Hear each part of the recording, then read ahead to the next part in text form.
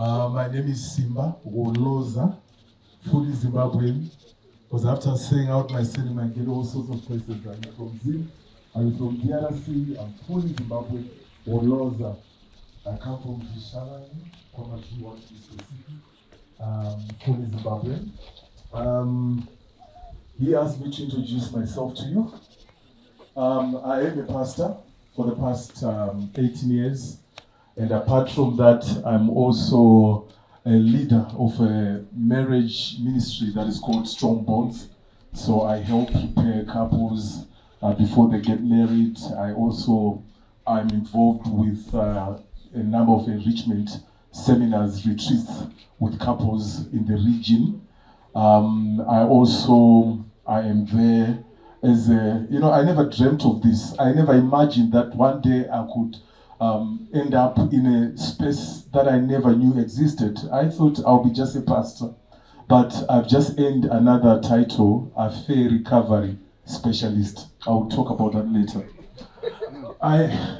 We just found ourselves in the midst of a lot of things happening, and we said, okay, let's probably venture into affair recovery. So I did a course with a US-based institution, a course that is titled Healing Affairs and Trauma. I'm not bragging, but we are very busy trying to heal, affairs and all that. It's not something that I'll be proud of, but that's the situation that we find ourselves in as a nation, as a people. There's a lot of infidelity going around and all that. So I'm spending a lot of time doing affair recovery. What else? Married for the past 25 years. I have 3 kids, and I think the last statement on my introduction will be, I am a proud supporter of Manchester United. Those noisy ones. I'm one of those noisy ones. Yeah, so that's about me.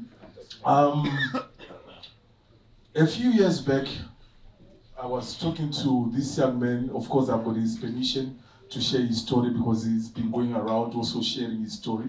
He's a man that I've been mentoring for some years, recovering from infidelity, of course. So he tells me a very, disturbing story. He says, Pastor, I met this woman, and for a moment I forgot that I was a husband. I forgot that I had a wife. So I started going out with this woman, and then so happened that I also moved out of the family home. I started staying with this young lady, and I would pass by my house on the way to this wooden cabin that I was staying with this affair partner. I had left a 3-bedroom house that I had built with my wife, and I was staying down the road in a wooden cabin with this particular lady, an affair lady.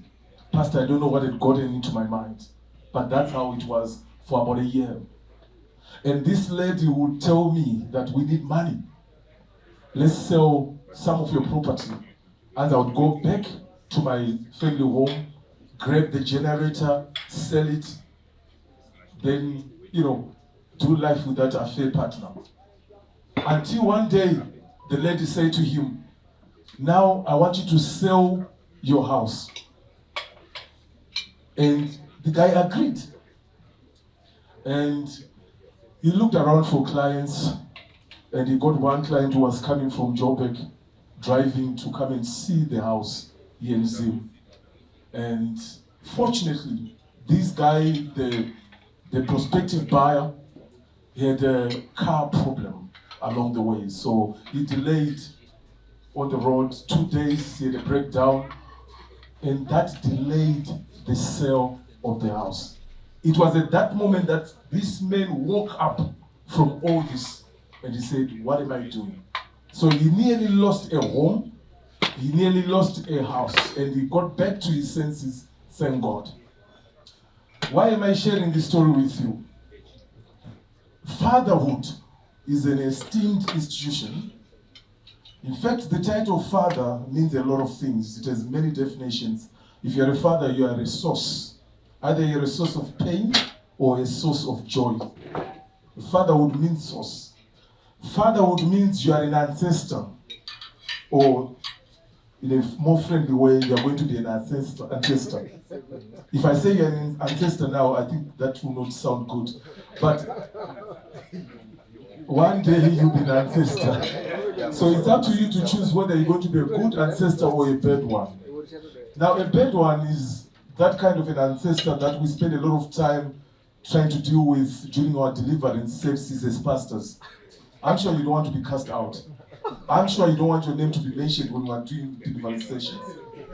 Fatherhood, again, is,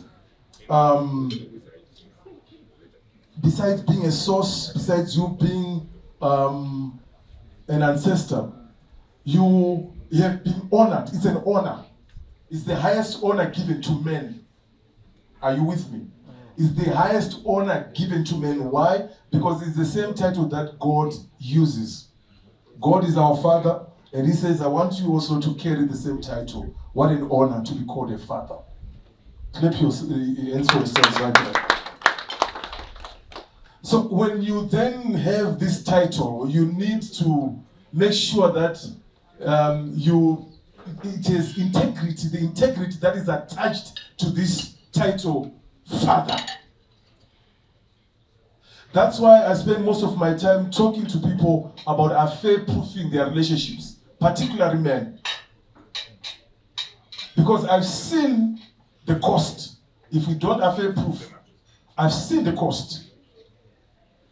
I've seen the name fatherhood being dragged into the mud because we don't appreciate the value of the honor that God gave to us. The honor of being called Father, the source. Before I sit down, I want to share with you a formula. When Pastor G invited me to come and speak, I said to him, I'm dropping everything. I'm very busy, especially weekends, lots of speaking engagements and counseling sessions. But I said, because you've mentioned that area where you want me to, talk about or comment, the area of affair-proofing our relationships, I'm going to drop everything so that I can speak to at least one person here, one man here, and I'll do just that. People don't just end up in an affair. There's a build-up that happens, and I need you to be aware of that build-up. There's no man that I've spoken to who says to me, Pastor, I planned this. This was my strategy. But we find ourselves in that space, and then we end up talking about us being polygamist by nature. I feel I'm a polygamist pastor. No, you are not. You just found yourself in that situation and you didn't plan for it.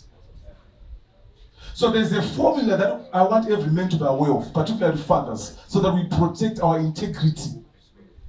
Because we're at the age or at the moment where most of you, I'm seeing you here, your ages, you're my seniors. You're at that place where what you should be concerned about is the legacy that you're going to leave for your family. Men is an acronym. The word men is an acronym. There's a morning, there's an afternoon, there's a night time for every man. And if you don't know your season as a man, where you're at, you begin to live your morning time during the night time, attracted to young girls, and you are in your night time, you have problems. You may need to see the men's own people there. So it's something that we need to be aware of. So my point is, there is a build-up that happens. You don't just wake up and you are in an affair. There's a build-up, and I need you to be aware of that. And there's a formula. So when you go back home, you say there was a pastor who spoke about the infidelity formula. Okay, so we're going to do some bit of mathematics here. I was last in school, I don't know how many years back, and my old mutual guys are here, so please correct me if my equation is wrong there. I know you guys do the math. So number one, okay, let me give you the formula. If you write in notes, write V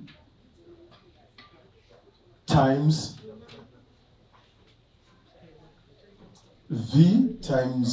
O plus W. That's equal to R. Forgive me, I say R because I grew up Kumusha. I'm only learning it here. My wife always says, no, it's not R, it's R. And I'm like, no, my Kumusha teacher didn't teach me that. So people forgive me for saying R. Okay, so that's the formula. I'm not giving you this formula so that you can use it for other. No, I want you to be warned. Now, the first letter is what? V. Vulnerabilities. Vulnerabilities. Every man here has their own vulnerabilities. What are we talking about? There are things that you are vulnerable to as a man, and you need to do some introspection and be true to yourself. By the way, I'm very real. I'm very real. So you need to look at yourself in the mirror and take note of your vulnerabilities, area of vulnerability. Your weaknesses. Every man, I know you don't want to hear this, but this is the truth. Every man, whether you're a bishop or a pastor, you have your own type of women that you are naturally attracted to. I come from a family where infidelity was the order of the day. When I wedded, people came to me in my family and said, congrats on your first marriage. They expected me to have 2, 3, 4, 5 wives. Because all my fathers had 5 wives. If you go to Rishabane, our nickname as a family, we've got a nickname, I'm Woloza. If you talk to the elders there in that town, if you just say Woloza, they'll say, oh, Woloza Wempeo. Meaning, we guys were like seed code, distributing seed, if you know what I mean. So I know what I'm vulnerable to. And it's wisdom to know and also to avoid what you're vulnerable to. You don't just walk into a place and say, I'm a pastor. I can withstand all manner of temptation. Yet you are vulnerable to thick women. Run away from them. Every man has a type. So understand your type. Whether you're a pastor or not, understand your type and run away from that type. But if you don't know that type, you fall for that type. Yeah, you can clap hands right there, young man. So, we have vulnerabilities towards these women that we are attracted to. And I want you to take note of these dangerous women that you come across. There are many, but I'll just mention 3. Number 1, there's a woman who looks like your wife. A woman who looks like who? They are there. And the same things that attracted you to your wife, they have it. So you're likely going to fall for them. Guys, I'm being real. Okay? Then number 2, your wife's sister. But I know, us being clever people, clever shoners, we like playing chiramu, and it's a disguise to cover for, our attraction towards our wife's sisters. So I'm messing up with your tradition, but it's for me it's a disguise. Because many people that have actually gotten into affairs now, it was with their sisters, their wife's sisters. So be careful, run away from such. Okay? The 3rd one, your house help, your maid, Wokumba. They say that the way to a man's heart is through food. Be careful who cooks for you. And when we teach women, we say, I know you're a busy woman, 21st century, but when you get home, try to just go and just, kanga, so that you just buy Zanaba, your hand is also there. Because the way to a man's heart is through food. That's where respect also comes in. I hear about Chema, and respect, and rich calf. It's all about, it's connected to your heart. So I can go on and talk about those other women. But the point is, you need to understand what you are vulnerable to as a man. Your weaknesses, your area of weaknesses. I'm yet to meet someone who says, I'm perfect. Because the Bible also says so. None of us are perfect. But you need to be aware. So that's number 1, vulnerabilities. Then you multiply that with opportunities. So I'm vulnerable to a light-skinned woman, and then I find myself in the presence of 10 light-skinned women, and I'm the only man there. Those are opportunities. Beware of opportunities. Avoid certain places, certain people. We call them the 2 P's. So you will get opportunities, but try to avoid such opportunities. Identify them and avoid them. at all cost. Then you add that. I have no time, so I'll just skip that. And then you, did I say you divide or you add? Yeah, you add what letter? W. A wrong decision. A wrong decision. Affairs are not mistakes.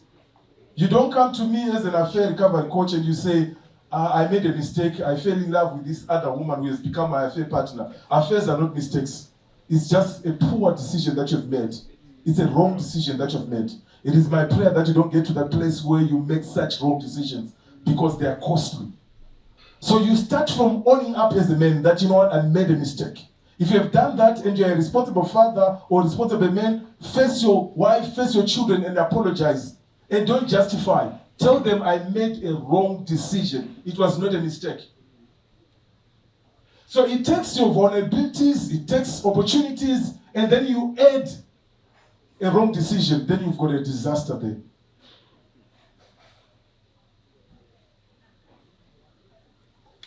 Then the sum, or what you get out of all that is R. We said R, right? Did I say it right? R. Okay. That's regret. When you do all that, you get to a place where you regret. There is a big loss that comes with affairs. A big loss. We don't get to talk about these losses because as men, as you know, when we gather Kuma Bonds or whatever, we want to prove to other guys that we are masters in this game. So we highlight what we think are the benefits that comes with having an affair, yet there are no benefits. What I see is just regrets. The men that I talk to, they are just regretting. If only I had not done this. You lose a lot of things. Number one, there's a huge financial loss. If you're going to have affairs, my friend, those affairs are going to drain your bank. Particularly here in Harare Shatter, I feel like just sounding the warning. I'm not saying, hey, go and get someone in Kadoma or somewhere. I'm just saying things are bad. Don't even attempt. If you have issues with your wife, sit down, find a counselor, sit down, get help. Harare is bad. There are some women that are admiring you from afar and they are saying, Gabata Baba will shit, and indeed, I want to get a kumba. Because they are using all manner of senses. I know it because they speak to us in sessions. One day I went to Mozambique and they took me around. They showed me a place where Zimbabwean women are flocking to. And I said, what's so special about this place? I'm seeing Zimbabwean women. I'm seeing Zim car registered here. Zim registered cars here. What's happening? And they said to me, Pastor, you have no idea. These guys are coming here so that they are men who guess what. So that when they come back to Harare, every man will set their eye on them. One day we were praying over this, for this woman, and she had issues, and she started manifesting, and she says, I've got Nyora Zakatemwa. And I said, my wife, go and check her. And indeed, she had Nyora. And we said, what is this?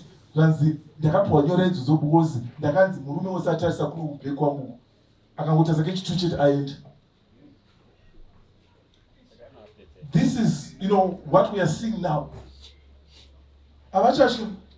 Nezuro, I forgot this ring from home because I can't sleep with a ring. It's so uncomfortable for me. I like sleeping naked. So I move everything and I sleep. It's just faith.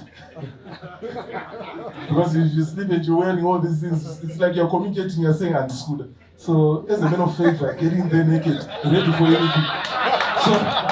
So I forgot this ring.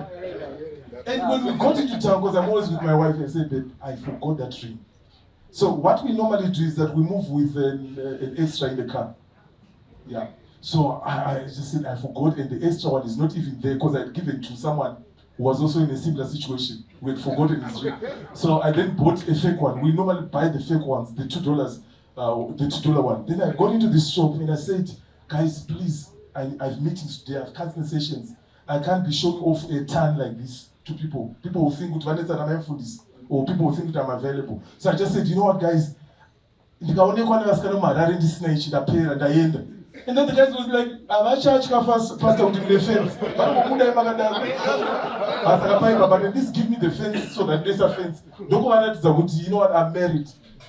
So I'm saying these people are now daring. You have to be very careful. Zip up. Guard your heart. Guard your mouth. Guard your mouth. The things that you say to women, it can be misleading to them. So guard your mouth. Guard your heart. Guard yourself physically. Stay away from those places. Gentlemen, my time is up, and I thank you for yours. God bless you.